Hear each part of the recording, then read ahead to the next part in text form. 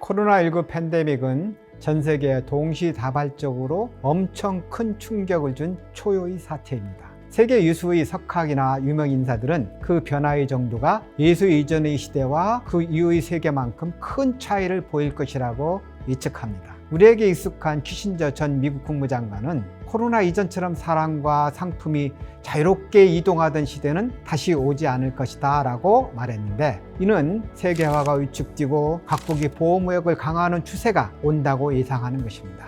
국내의 석학들은 공통적으로 언택트 시대인 만큼 디지털 전환, 디지털 트랜스포메이션이 가속화될 것이고, 이는 궁극적으로 4차 산업혁명을 앞당길 것이라고 예측합니다. 물론 GDP, 국내 총생산 기준 각국의 경제 성장률도 당분간은 낮은 성장률을 유지할 것이라 월드뱅크 등이 진단하고 있습니다.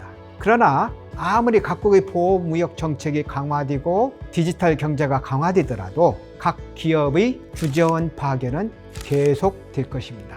각국에 파견되는 법인장과 주재원은 디지털 정보가 감지하지 못하는 현지의 온도를 직접 체험하고 보고하여 본사의 의사결정을 리드하는 첨덕이고, 또 그 결정된 정책을 현지에서 실행하는 책임자이기 때문입니다.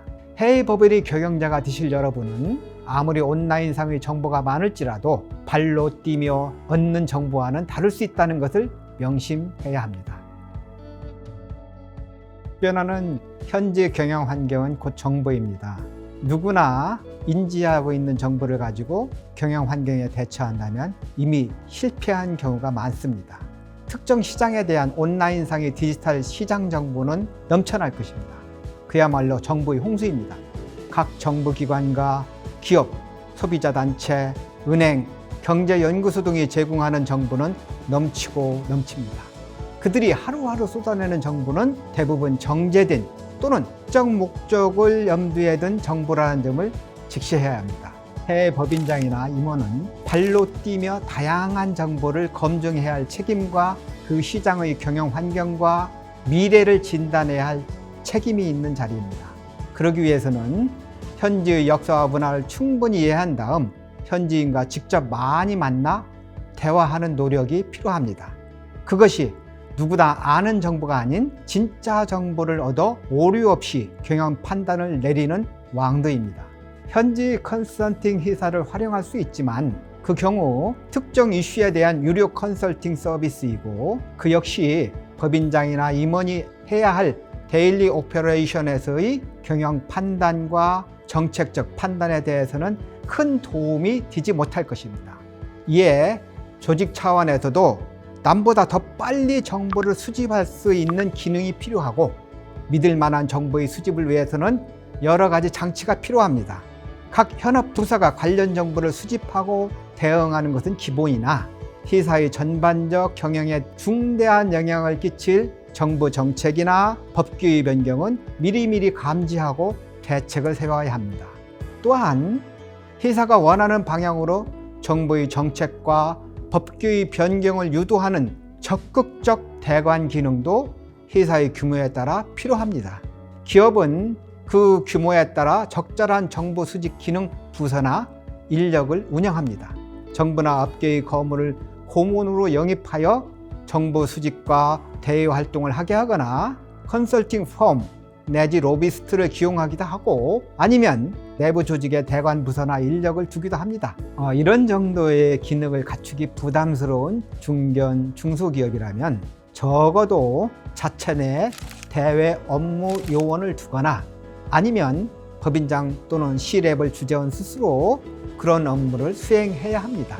적극적으로 관련 업계의 모임, 협회나 단체에 참여하고 정부나 사회의 오피니언 리더들과의 네트워크도 구축하고 유지해 나가는 노력이 필요합니다. 개발도상국일수록 정보는 독점되고 이너서클 간에서만 공유된다는 사실을 알아야 합니다. 각 진출기업의 사업 목적상 여러 가지 고려 요소가 있겠지만 가장 기본은 역시 시장입니다.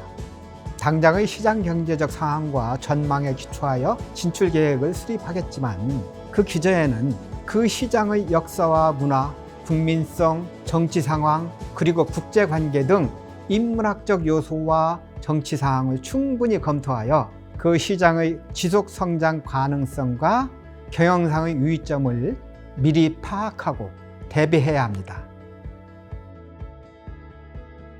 네, 기업이 해외 시장에 진출하는 기존의 전통적 방법은 수출이었습니다. 한때 종합상사로 많은 이들이 취업하고 싶어 했던 시절이 있었죠.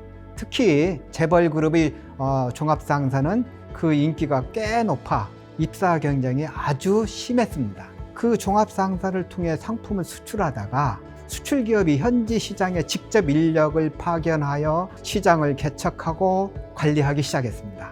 그 형태는 본사에서 직접 모든 비용을 송금하고 해외 사무실을 설치하여 운영하는 방식이 있고, 또 하나는 해외 시장에 직접 투자하여 법인을 설립하는 방식이 있습니다. 해외에서 직접 투자, 즉 FDI 방식으로는 첫째, 현지 파트너를 찾아 공동 추진하는 합작 투자, 둘째, 단독 투자, 셋째, 인수합병 M&A 방식이 있습니다. 자원과 노하우의 내재화라는 측면과 신속한 의사결정이라는 장점을 고려할 때 생산 설비나 공장 또는 판매 시설을 새로이 건설하는 그린필드가 가장 좋지만, 현지 경영 환경의 복잡성과 파트너의 노하우를 활용하려면 합작과 기존의 시설을 인수하여 개조해 쓰는 브라운필드도 고려할 만합니다. 진출 기업의 투자 규모, 시장의 특성, 기술의 보유 여부에 따라 그 장단점을 신중하게 검토 후 투자 방법을 결정해야 합니다.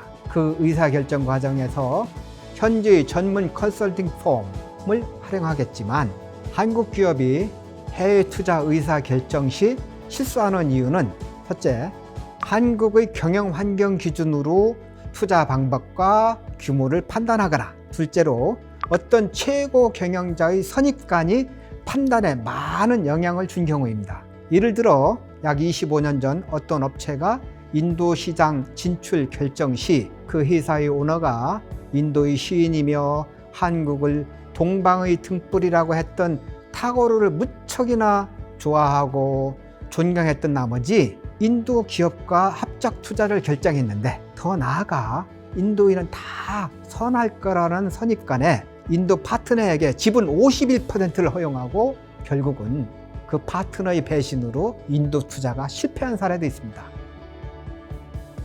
해외 진출 기업이 현지에서 부딪히는 애로사항은 너무나 많습니다. 어느 나라는 자국 기업과 해외 기업에게 제도적 또는 명시적 차별을 두는 경우가 있습니다. 세율이나 부동산 취득 등에서 차별을 두는 경우도 있고, 외국인이기 때문에 더 비싼 비용을 치르는 경우도 있습니다.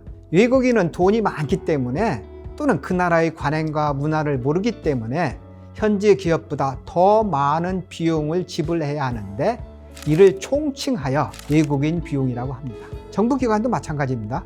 같은 사안이라도 내국 기업의 민원은 빨리 처리해주면서 외국 기업이 내는 인허가 등에 대해서는 의도적으로 심사를 천천히 하거나 꼼꼼히 합니다. 이런 경우 발생하는 외국인 비용은 인도, 러시아, 브라질 등 개발도상국일수록 더 심합니다. 쉬운 예로 인도의 명승유적지 입장료에서 외국인은 내국인보다 3배에서 심하게는 10배까지 더 비쌉니다. 그렇다고 심하다고 항의해도 소용없습니다. 외국인은 입장료를 더 많이 내야 하고, 싫으면 관광도 하지 말라는 것입니다. 브라질에서는 해외에서 온 다국적 기업이 겪는 이런 비용, 즉 더 비싼 노무비, 산별 노조 등에 지출해야 하는 관리비, 각급 정부에 줄 비공식 섭외비나 급행료 등을 총칭하여 브라질 코스트라고 합니다. 해외 진출 기업은 이런 외국인 비용을 내고도 충분히 현지 기업과 경쟁해서 이길 수 있는 강점인 비교 우위를 가질 때 성공할 수 있습니다. 예를 들어 우수한 품질에 기반한 가성비, 제조 코스트의 우위 또는 브랜드 파워의 우위, 이런 것들이 있습니다.